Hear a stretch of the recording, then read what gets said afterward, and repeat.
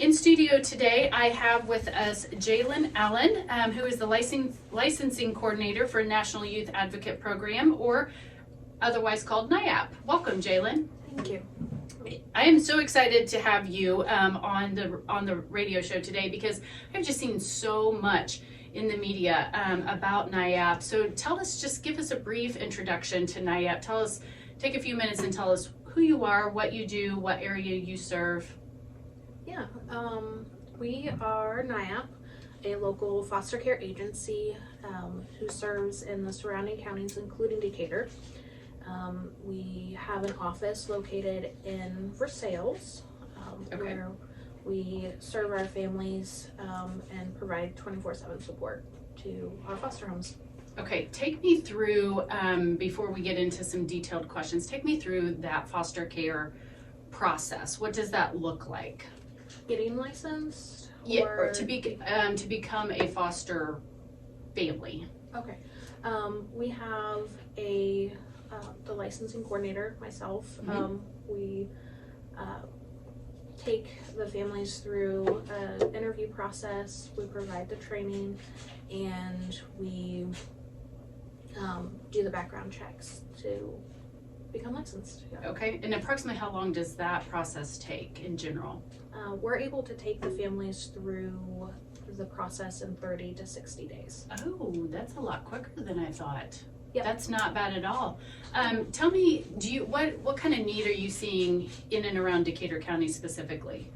Around our area? Yes. We're needing homes that can provide a safe and loving home for sibling sets and teenagers. Okay. Okay. In Decatur County specifically, can you give me numbers on current need, like as far as how many children are in the system that are looking for homes? Not specifically for Decatur County, I can't. Is it per region? I can tell you for the state. Yeah, absolutely. There's about 13,000 kids in foster care needing homes. Just in the state of Indiana? Yep, just in Indiana. Oh my goodness. Okay. So we have obviously a huge number of children who are in need. And I think this is one of those tug at the heartstring conversations. Many of us who are listening, have our own children, and to think about them without a home is unfathomable. So tell me a little bit about what happens when there aren't enough foster homes to take care of those children. We see often that if there's not a foster placement for a youth or sibling sets, we see siblings separated, so it's placed in separate foster homes, sometimes even in different counties, which makes it hard to keep that connection.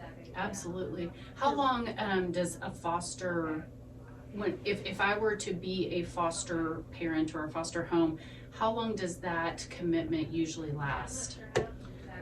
I think the average for a placement is somewhere around 6 months to a year. Okay. Yep. Okay. And can you tell us a little bit more about what the requirements are to become a foster parent? Yeah, it is to be 21 years of age, be able to pass a background check, and be able to provide a loving, stable home environment. Okay, and so then once you get through that set of requirements, then that's when you were talking about doing the home visits and the inspections and all that comes into play.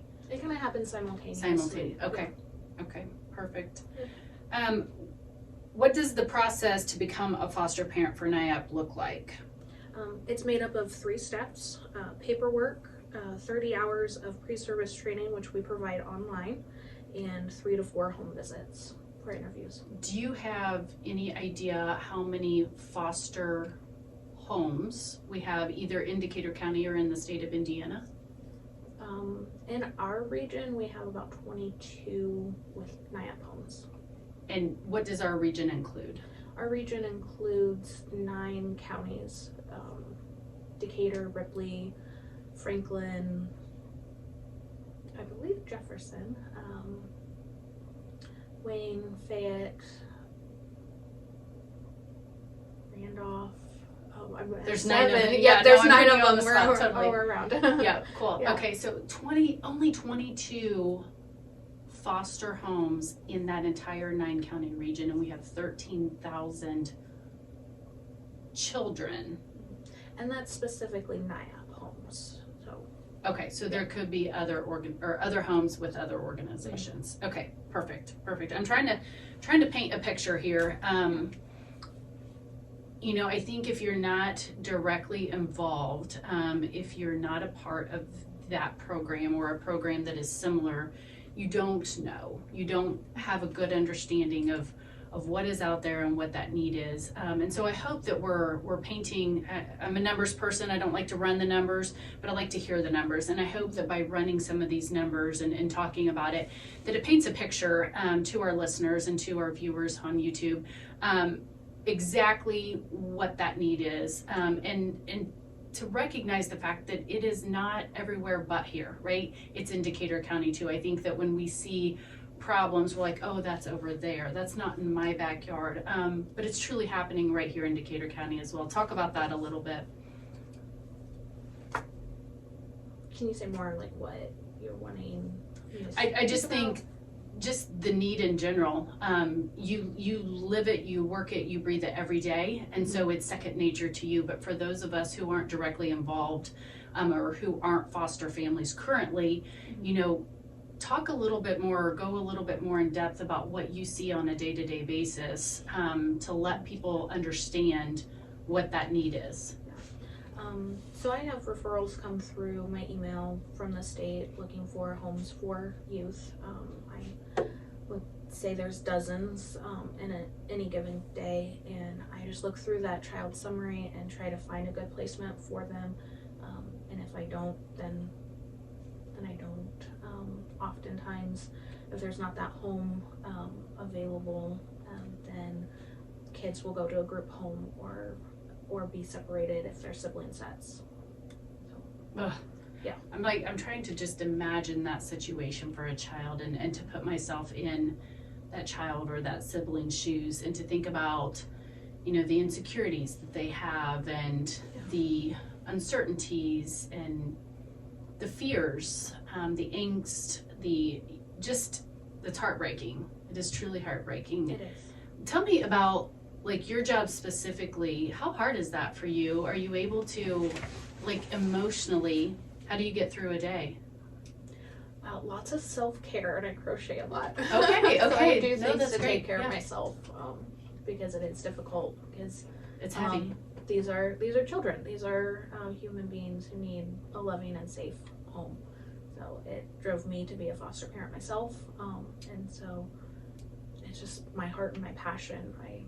You said I live it and work it and all that, literally. Do you mind telling us your story? Sure. I've been with NIAP for about 3 years. Okay. I was looking for a place to work that was was a team environment, and I found family. Literally found family at NIAP, and so we Love that. That's another way that I get through the days is we can depend on each other, and we take care of our families, we take care of each other, and it's been one of the best places that I can work. And some of my families are the most amazing people that I have met, and they have challenged me and helped me grow as a person because they are literally opening their homes up to a stranger and making a difference one child at a time. It just takes one adult in a child's life to make a difference. Wow. Take us a little bit more through, and if you can't, maybe you cannot, I don't know. But are you able to talk a little bit about what you see and deal with as it relates to the child specifically? What are some of the things that you see those children going through? Our children go through a lot of anxiety and depression. It's hard. I can't imagine being a kid who would be in a situation that wasn't safe to then be placed in a home with strangers and have to say, this is home for now. And our families do everything that they can to help them be stable. NIAP supports them. We get them connected with what's called a treatment coordinator, So that's the person who focuses on the kid, make sure that they get connected to services that they need, that they build this relationship, and they work on goals with the kids while they're in our homes. They provide support to our families. We have a after hours call, so that 24/7 support. If something happens when the office is closed, they can call that number and get support and help in whatever way that looks like. Sure. In the middle of the night. That's awesome. And you mentioned services that the child or the family might need. Can you elaborate on what those services are?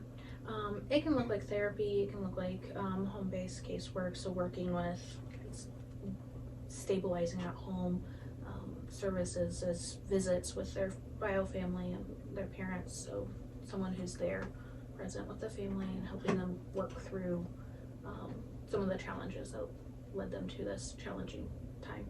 And is it NIAP who you are only involved in finding the foster families? You're not the next step after foster, like your organization doesn't help with an adoption process or anything like that. Is that correct, or am I wrong? We have had families who have adopted, who are licensed through NIAP. We do focus on reunification, but we do support when it isn't in the best interest of the child for them to go home. Sure. So we try to work towards reunification at first, and try to make sure that that bio family gets the support that they need, so that they can have their kids back. Okay, so I think, I mean, even just in this shorter period of time, I think we have painted a picture. We have talked about the fact that there are 13,000 children in the state of Indiana who are looking for foster families currently. We know that the intent is to keep siblings together, but we also know that that doesn't happen every time. We know that there are 9 counties that this NIAP region serves, and in that region there are 22 homes that are NIAP homes. But again, let me reiterate the fact that there are 13,000 children in the state of Indiana who are looking for placement. So what can we do as a county, as a community, as citizens to help with that process? Become a foster family. Okay, so tell me, Yeah. I mean, that's a great answer. Tell me a little bit about that. What does that look like, and how does one get started with that? So the first step would be visiting our website, which is fostercareindiana.org. Okay. Or giving us a call at 1-877-692-7226. Okay. And we'll call you and go through the process, what that looks like, and the requirements to help you get licensed. We'll help you get signed up for the classes if you would like to move forward. So the classes, talk a little bit about that. What does that requirement look like? It is 30 hours of pre-service training. We provide that over Zoom online, and it's kind of like a cohort, so you get to meet other families who are going through the same process as you. Okay, and then after the classes, what's next? That would be the interviews. It's 3 to 4 home visits, and we help you through the paperwork and telling your story to show the state that you're going to be a good foster parent. Okay. And I know that one of the questions that's going to be weighing on a lot of people's minds is cost. What does it cost to become a foster family or a foster home? It does not cost anything. No, we provide this to you. It's important to remember that becoming a foster parent isn't economically hard in these times. It doesn't even mean like it has to become a financial burden either. Gotcha. So And we're looking at, again, just to reiterate the discussion at the beginning of the program, we're looking at helping through a child's time in their life for approximately 6 to 12 months. Yeah. 6 to 12 months. Can you talk a little bit about what you see when that 6 months or 12 months time period is up? What does that look like for the foster family? There's definitely a transition that happens. Sure. Because we are working towards reunification. There, maybe there is some grief that goes through. Oh, because yeah, absolutely. You're loving this child, you're caring for them, they're in your home, and it's hard. We definitely encourage our families to do what's called co-care and try to build a relationship with the bio family so that when a child gets to go home, they get to become like this fun aunt or uncle, and still be a support to the child, so that in the best case scenario, they go home and they have a greater support base. Sure. Yeah. And then do you see situations where it may not be in the child's best interest to go back to the biological home? And is there an opportunity with that situation for that foster family to become an adoptive family? Yes. Yeah. Tell me a little bit about that and what that looks like and that experience. It looks like the child staying with the foster home. There's a legal process for adoption that is a little bit outside of NIAP's reach. So NIAP's not the organization that would take the family through that process? We provide what the state requirement training that an adoptive home would need to go through. Okay. And then beyond that, the family would work with a lawyer to go through that legal process. Okay. And then can you give me like a time frame of approximately how long that might take? The goal overall is to keep the case open for less than 15 to 22 months. That's incredible. I mean, honestly, when you talk about, I don't know what number I thought you were going to throw out, but I think 15 to 22 months, considering the fact that you're finding permanent residency for a child, and that's got to be a good fit, right? Yeah. Is incredible. And correct me if I'm wrong, is that where a cost may come in at that point past the foster stage, if they're looking into the adoptive stage?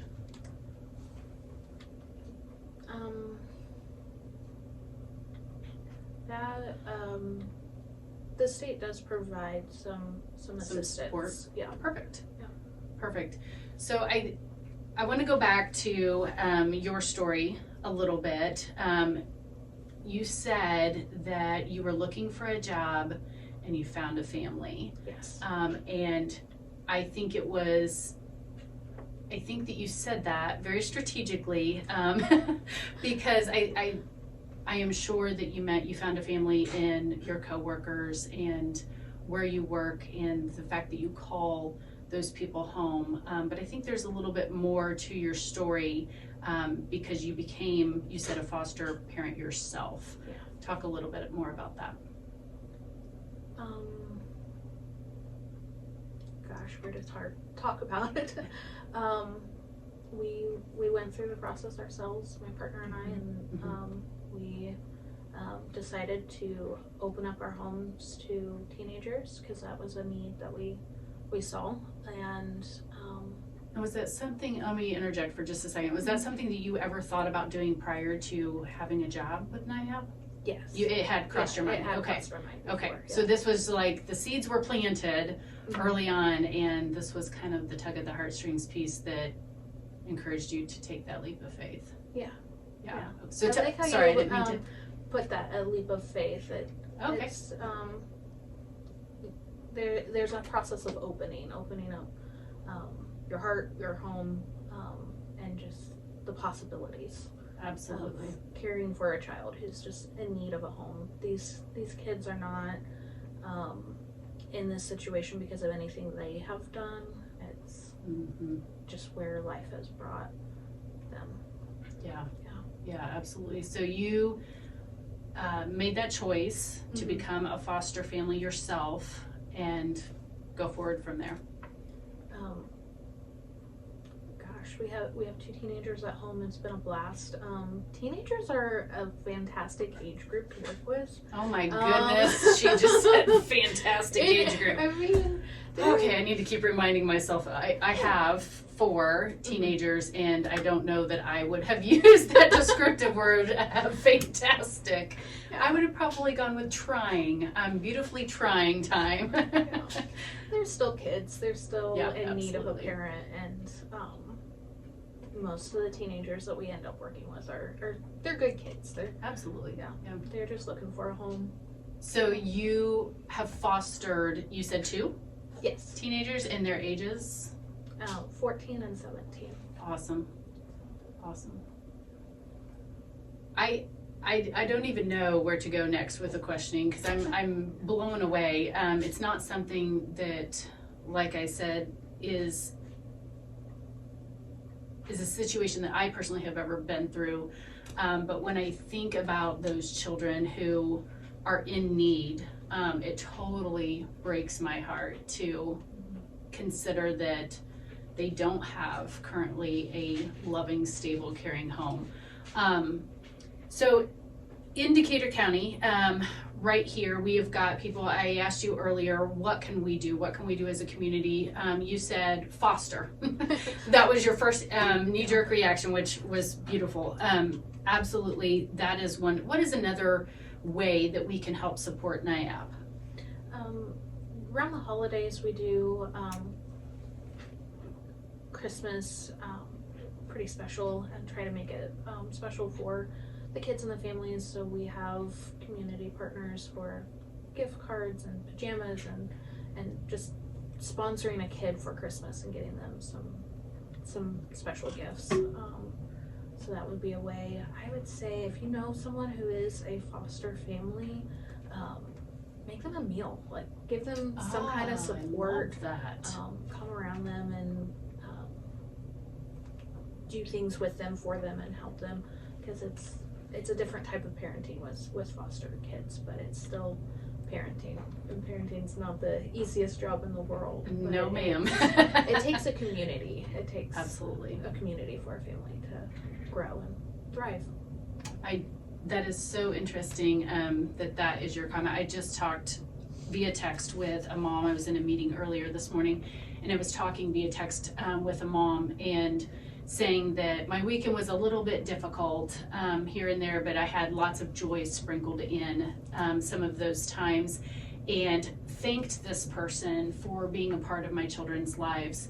And she literally just about verbatimly responded with what you just said. She said, "Mama, it takes a village, and I'm just happy to be in yours." And I was like, oh, so sweet.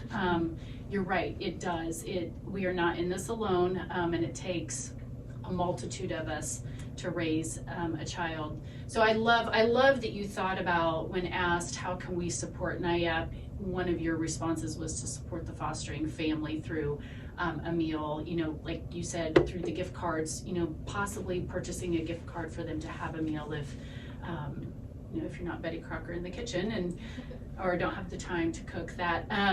But I think that's a great idea, and not just around the holidays, because I know I was talking with Jalen earlier prior to coming on air, and I was telling her, I said, oh my goodness, I have seen your name, I've seen NIAP, I've seen the logo, I've seen people requesting donations a lot here recently, which is great, because that means people are aware.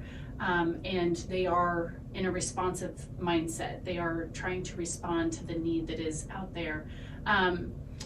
Anything else that we can do, maybe not just at the holidays, but throughout the year? We've talked about being a foster family ourselves, and supporting the foster family. What else? If you have a business that you work at, that you have a place that you can put up a flyer, helping us essentially market and put that name out there, and helping someone see the need. Yeah. Would be a good way, or at a religious facility, a church. Absolutely. Another great way to support the National Youth Advocate Program. Jalen, we have just about 2 minutes left here in the program. Tell me just any last thoughts that you want to leave us with about NIAP, about the children that you support, about the families themselves? I think it's just important to remember that these are kids. They're not in this situation because of anything that they've done, and they are looking for a place to call home, a place that's stable and loving and caring. And being a foster parent is a way of doing that for these kids. Awesome. Beautiful. Well, thank you so much for being with us today and talking about the program, for opening up and telling us about your personal situation. I think that is a beautiful thing, and you're very fortunate that you have that capability to do that. Not everybody may feel like they are ready or fit or could do that, but I think that we've mentioned a lot of other ways to support the NIAP program, whether it be through a meal for the foster family themselves, a gift card, giving back at the holidays through, you mentioned pajamas, I think that's so cute, gifts at the holiday season for those kiddos, and throughout the year making a donation, or even being a person to help with marketing through your business. And like you said, it takes a village, and Decatur County is pretty strong, so I'm excited to see where some of these conversations go. If you're looking to help NIAP or National Youth Advocate Program, you can find them online at fostercareindiana.org or by calling 1-877-692-7226. This is Dawn Lowe, and this is your final edition of Community Connections here on WTRE. We wish you a very Merry Christmas and Happy Holidays. We'll see you in February of 2024.